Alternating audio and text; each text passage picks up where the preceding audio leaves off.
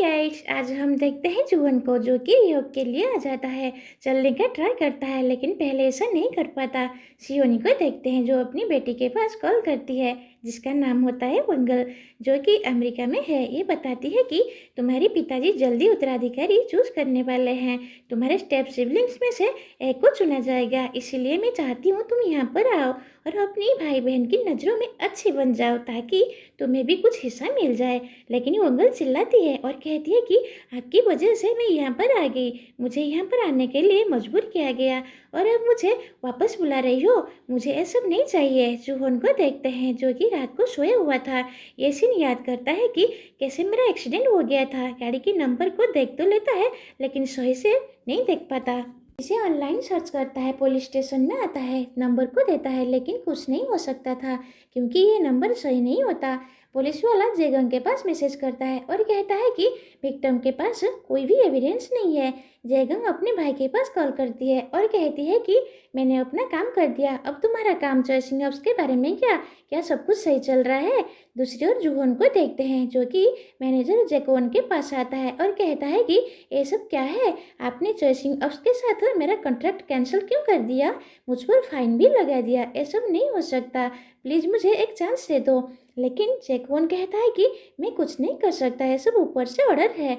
Next scene में देखते हैं कि जुहोन अकेला प्रोटेस्ट कर रहा होता है लेकिन कुछ नहीं कर पाता। तभी इसकी आंटी इसके पास कॉल करती है।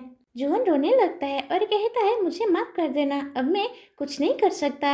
ये आंटी वही होती है जो कि ओकेशन की देखरेख कर रही होती है।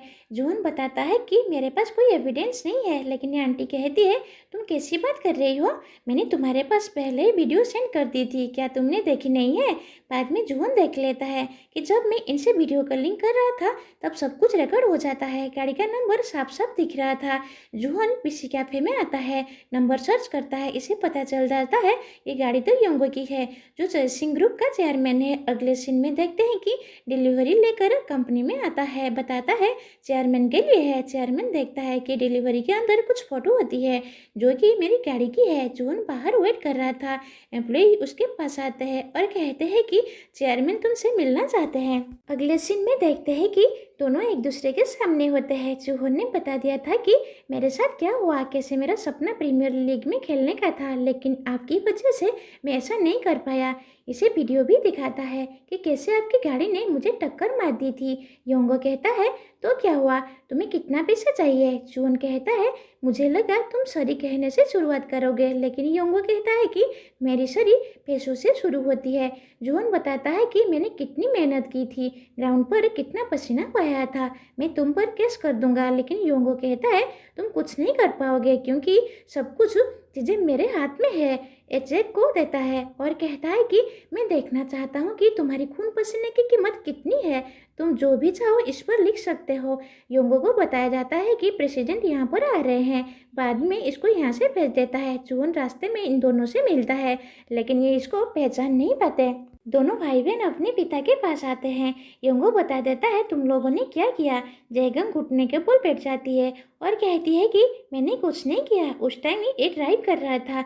जेस्योंग भी बहाने बनाने लगता है लेकिन योंगो ने कह दिया था कि तुम में से कोई भी उत्तराधिकारी नहीं बन सकता, तुम प्रेसिडेंट बनने के लायक भी नहीं हो, अब मैं तुम्हें तुम्हारे पद से हटा दूंगा। जुहोन को देखते हैं जो कि बाहर बैठा हुआ था, वो किसुन से वीडियो कॉलिंग करता है लेकिन बहुत ही इमोशनल हो गया था क्योंकि बार बार खेलने की बात कर रही होती है।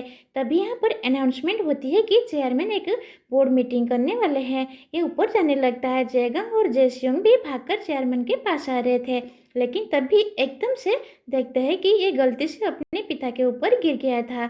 अब योंगे नीचे गिर रहा होता है, जुहोन सामने ही होता है, इसका सिर इससे टकरा गया था।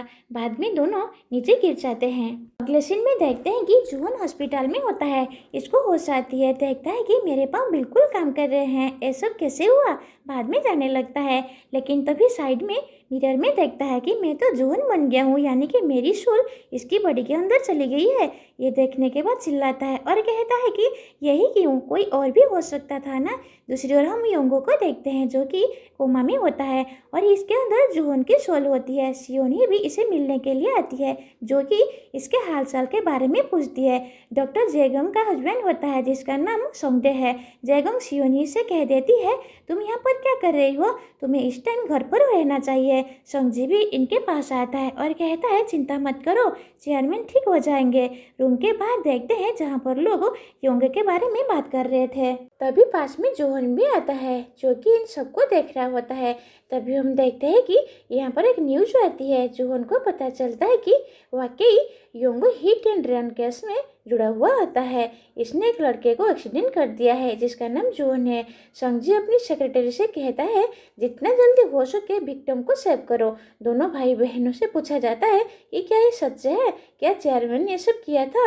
ये बताते हैं कि बोर्ड मीटिंग होने से पहले हम चेयरमैन से मिलने के लिए गए थे, तभी उन्होंने हमको बता दिया था कि हाँ मैंने ऐसा किया था। जोहन जो कि चेयरमैन है पास में खड़ा हुआ था, ये सब देखता है, बहुत ही गुस्से में होता है, इन पर चिल्लाता है भागकर यहाँ पर आ गया था।